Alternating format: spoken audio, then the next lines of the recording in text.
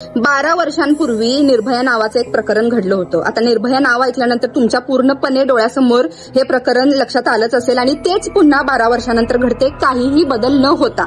तर तुम्ही एक लक्षात घ्या, 12 वर्ष झालं हे सरकार, म्हणजे 12 वर्षांपूर्वी पण आपण तेच केलेलं, संप केले होते, मोर्चे काढले होते, कॅन्डल लाईट जे काय मोर्चे असतात ते काढलं होतं. रील्सचा आता जमाना आहे तर आपण रील्स करतोय, त्याच्यावर जनता कमेंट्स करते.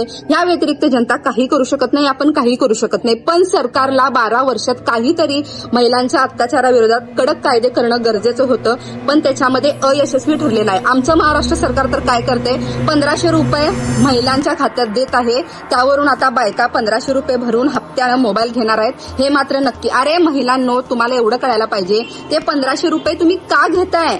तुम्हाला एवढं लक्षात यायला पाहिजे होतं की आपण जिथं सेफ नाही आहे तिथं 1500 रुपये घेऊन काय उत्सव साजरा करायचा आहे.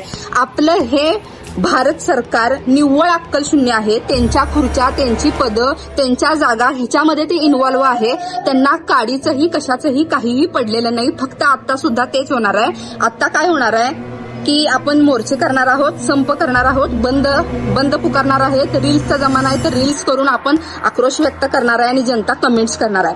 हे फक्त 8 ते 15 दिवस चालणार आहे, त्यानंतर सगळेच विसरणार आहेत. आणि आता अजून काय करत आहेत, बलात्कार जो केलेला आहे त्याची बाजू ऐकणार आहेत, त्याला वेळ देणार आहे, त्याला अजून ठेवलेला आहे. तुम्हीच विचार करा की 1500 रुपये आपण बायकांनी घेतलोय, का घेतले? मी तर थुकतो त्या 1500 रुपयांवर. छी.